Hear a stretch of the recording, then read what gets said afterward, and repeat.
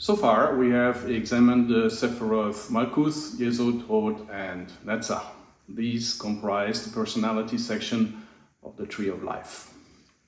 We also had a look at the following three paths: the administrative intelligence, the world, which connects Malkuth with Yesod; the perpetual intelligence, judgment, which connects Malkuth with Hod; and the corporeal intelligence, the moon, which connects Malkuth and Netzach. We will now turn our attention towards the remaining paths of the personality section, which are the tower, the star, and the sun. In this video, we will have a look at the tower, which connects Netzach and Hod. The name of this path is the exciting intelligence. In this path, the bodily and mental force is active that constitutes our raw drive or energy. In astrology, this force is also known as the Mars force. The Mars force is a red, hot, expansive energy. The energy center behind the navel generates it. As you can see in the picture, the effects of the Mars force are destructive. The picture looks scary, but our life and health depends on the destructive effect of this force. The Mars force powers cellular regeneration. This is how it works. We have a detection system inside our body that flags malfunctioning cells for disposal. These flags trigger killer cells that dispose of these malfunctioning cells. When this flagging mechanism doesn't work properly, we get cancer, the unhindered growth of sick cells. As you can see, the Mars force keeps cancer away. Keeping the eliminating faculties of our body efficient is a key to health and longevity. This includes the functions of the liver, which resides close to the Mars center in our bodies. The Mars force also powers the immune system, which defends our body against organic intrusions. When the immune system overreacts, we get autoimmune diseases. That's when the immune system attacks healthy cells. The Mars force is also the muscle force. Our mind uses the muscle force to move our bodies. The flash of lightning indicates the nature of the Mars force. The Mars force is the electricity that runs through our nerves. The mind controls the brain, and the brain uses electricity to initiate movements through the motor nerves. The Mars force also powers sexuality. Mars rules Scorpio, which is the zodiac of sexuality. This is why the Mars energy is considered dangerous for creativity and enlightenment. Unbridled sexual imagination may create inner sexual demons, which may block creativity and/or enlightenment. We don't want to boost sexuality. We want to sublimate and raise sexual energy to promote creativity and enlightenment. Allow me to quote Carlos Castaneda. "I've taught you dreaming the same way he taught me," he continued. "He taught me that while we dream, the assemblage point moves very gentle and naturally. Mental balance is nothing but the fixing of the assemblage point on one spot we are accustomed to. If dreams make that point move, and dreaming is used to control that natural movement, and sexual energy is needed for dreaming, the result is sometimes disastrous when sexual energy is dissipated in sex instead of dreaming. Then dreamers move their assemblage point erratically and lose their minds." Carlos Castaneda, The Power of Silence, page 35. Mentally, the Mars force expresses as drive, volition, and ambition. If the Mars force gets out of hand, people get violent. That's why Mars is considered the god of war. Too much Mars force means too much adrenaline, which means high blood pressure, which means anger, which means aggression. Ever heard of a berserker? That's a man who totally gave in to the Mars force. Too much Mars force causes competitive compulsory disorder, compulsory ambition, compulsive winning disorder, bending or breaking rules, and bullying. The Mars force also powers mental regeneration. This works in the same way as cellular regeneration. The picture shows how the Mars force destroys old negative patterns of thinking and desiring. The tower symbolizes our body of thought or belief system, that's Hod, as well as our body of attitudes, that's Netzach. Psychologically, the power represents our subconsciousness and everything inside it. When a flash of truth lightens up subconsciousness, false beliefs and bad attitudes go out of the window. The power also represents external circumstances. According to the law of attraction, our external circumstances are the holographic projection of our states of mind. For example, the sense of separation expresses psychologically as loneliness and externally as isolation.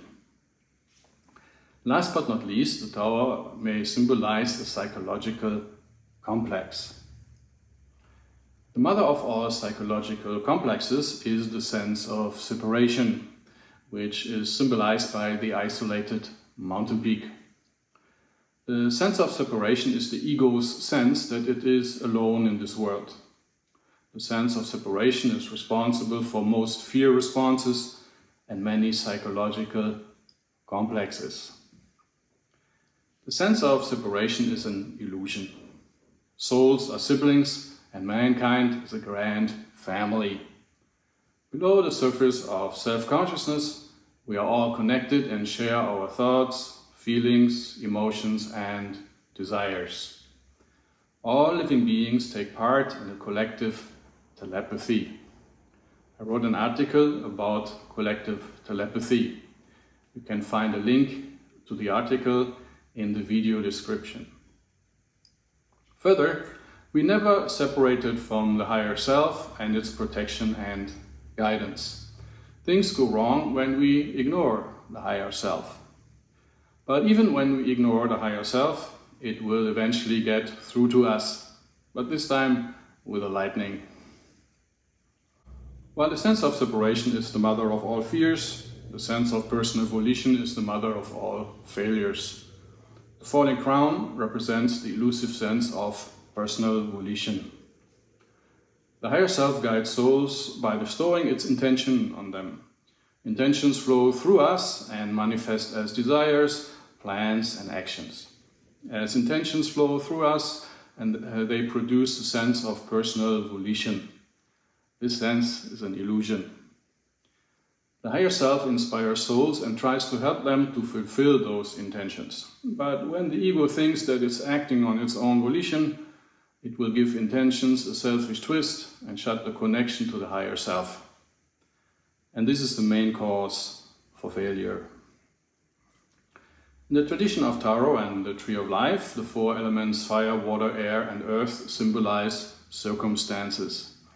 The pentagram signifies the rulership of the soul or spirit over the four elements or circumstances. Hence, an inverted pentagram symbolizes the ego's supposition that it's a victim of circumstances. That's why the false crown of the ego in the picture has inverted pentagrams. As you can see, the Mars force can destroy temporarily the sense of separation, the sense of personal will, psychological complexes, as well as untrue thoughts and unreasonable desires. With that, Mars also destroys the false sense of securities, our reliance on money, possessions, and worldly power. This clears the way for relying on the higher self, which the sun in the upper right corner symbolizes. On a side note, Tarot card 20, Realization, shows the permanent destruction of the sense of separation, personal will, and psychological complexes, as well as false thoughts and selfish desires. Mind that the realization card is associated with Pluto, which is the higher octave of Mars. Awakening has two phases: disappointment and disillusionment. Disappointment is our emotional reaction to disillusionment, which is uncomfortable but liberating. The tower used to be a safe place, but now it's broken. But we can build a new tower. In tarot readings, the message of the tarot card is let go.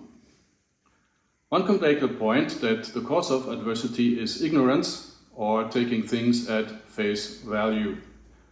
The hand gesture of the funny creature in the adversity card signifies that what our senses report is all there is. Two things awaken us to truth: karma and initiation.